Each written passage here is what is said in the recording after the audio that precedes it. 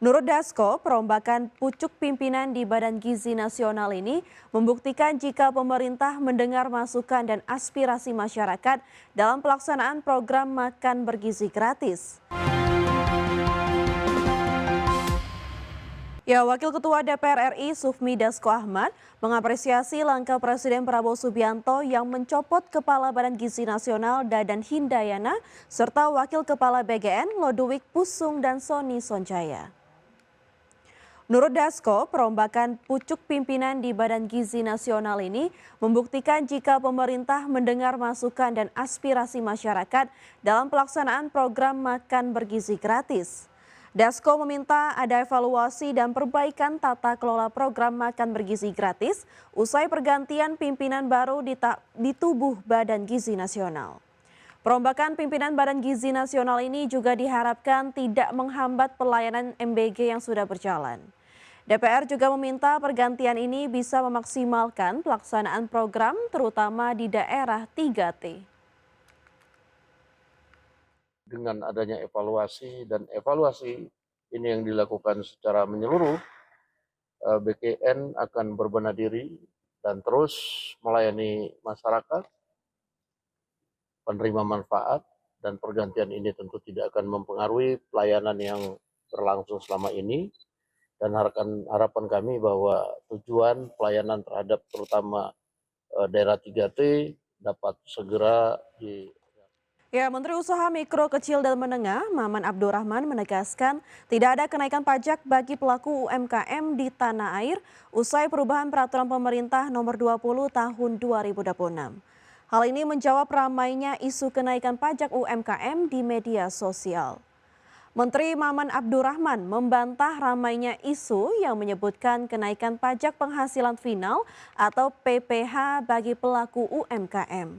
Maman memastikan dalam perubahan peraturan pemerintah atau PP nomor 20 tahun 2026 tidak ada kenaikan pajak bagi pelaku usaha mikro, kecil, dan menengah.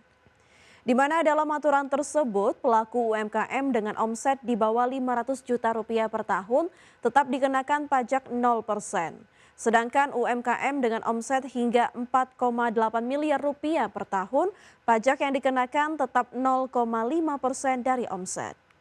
Meski demikian, pemerintah melakukan penyesuaian untuk mencegah penyalahgunaan fasilitas PPH final 0,5% untuk UMKM di mana adanya praktik pencegahan atau maksud kami pemecahan badan usaha agar pengusaha tetap masuk kategori UMKM dan menikmati tarif pajak final 0,5%.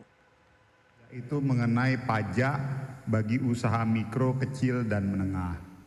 Saya ingin luruskan terlebih dahulu, tidak ada perubahan bahkan kenaikan pajak terhadap usaha mikro terhadap UMKM. Jadi insentif pajak kepada UMKM masih sama seperti dulu. Yang membedakan cuma satu, kalau dulu dibatasi perpanjangan waktu 1 tahun, sekarang dibuka sampai berapa tahun ke depan, jadi tidak dibatasi. Jadi yang pertama bagi omset untuk usaha mikro kecil yang omsetnya di bawah 500 juta 0%. Tapi bagi omset yang di bawah 4,8 M per tahun itu 0,5%. Pemirsa, Badan Pusat Statistik mencatat tingkat inflasi Indonesia pada Mei 2026 mencapai 0,28% secara bulanan. Ya, adapun secara tahunan Indonesia mencapai inflasi 3,06% yang disumbang oleh kenaikan makanan, minuman, dan tembakau. BPS mencatat tingkat inflasi Indonesia pada Mei 2026 mencapai 0,28% secara bulanan, naik dari posisi April yang sebesar 0,13%. Deputi Bidang Metodologi dan Informasi Statistik Puji Ismartini menjelaskan bahwa secara tahunan Indonesia mencatatkan inflasi 3,06%. Kelompok pengeluaran penyumbang terbesar adalah makanan, minuman, dan tembakau sebesar 0,39% dengan andil inflasi sebesar 0,12%. Komoditas penunjang inflasi utama kelompok ini adalah cabai merah dengan andil inflasi 0,08%, minyak goreng dan bawang merah 0,04%, tomat 0,03% dan beras dengan andil inflasi 0,02%. Adapun komoditas lain yang juga menyumbang terhadap inflasi antara lain bahan bakar rumah tangga 0,03% dan tarif angkutan udara 0,02%. Pada Mei 2026 terjadi inflasi sebesar 0,28% secara bulanan atau month-to-month, atau terjadi kenaikan indeks harga konsumen dari 111,09 pada April 2026 menjadi 111,40 pada Mei 2026. Secara tahun ke tahun atau YoY, terjadi inflasi sebesar 3,08% dan secara tahun kalender atau year to date terjadi inflasi sebesar 1,35%. Kelompok pengeluaran penyumbang inflasi bulanan terbesar adalah kelompok makanan, minuman, dan tembakau dengan inflasi sebesar 0,39% dan memberikan andil inflasi sebesar 0,12%. Dari sisi wilayah, BPS mencatat sebanyak 31 provinsi mengalami inflasi, sementara 7 provinsi mengalami deflasi. Inflasi tertinggi terjadi di Maluku sebesar 0,93%. Sebaliknya, deflasi terdalam terjadi di Gorontalo mencapai 0,96%. Jakarta, Tim Liputan IDX Channel. Militer Israel kembali melancarkan serangan ke wilayah Lebanon dan menewaskan sedikitnya 17 orang. Israel terus menyerang Lebanon meski gencatan senjata dan perundingan yang dimediasi oleh Amerika Serikat masih berlangsung. Selain menewaskan 17 orang, serangan Israel kali ini juga mengakibatkan 64 orang luka-luka. Adapun serangan kali ini menargetkan beberapa wilayah di Lebanon Selatan pada Selasa kemarin waktu setempat.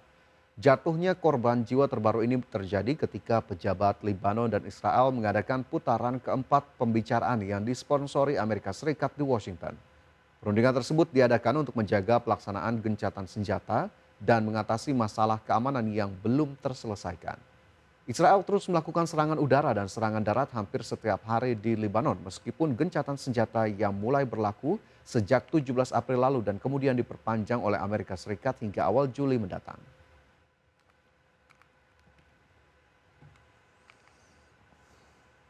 Ya, sebelumnya pemirsa, Presiden Amerika Serikat Donald Trump justru mengklaim Israel dan kelompok Hizbullah telah sepakat menghentikan serangan. Kesepakatan itu terjalin di tengah meningkatnya ketegangan di Lebanon serta masih berlangsungnya negosiasi dengan Iran. Dalam unggahannya di media sosial pada 1 Juni lalu, Trump mengatakan dirinya telah berbicara langsung dengan Perdana Menteri Israel Benjamin Netanyahu. Trump juga menyebut telah melakukan komunikasi melalui perwakilan dengan kelompok Hizbullah. Trump menyebut Netanyahu setuju membatalkan operasi militer skala besar ke Lebanon. Sementara Hizbullah diklaim menyetujui penghentian seluruh aksi penembakan. Trump juga mengatakan pembicaraan dengan Iran terus berlangsung dengan cepat setelah sebelumnya sempat disebut mengalami hambatan akibat operasi militer Israel di Lebanon. Namun kemudian Trump tampak meragukan klaim gencatan senjata tersebut.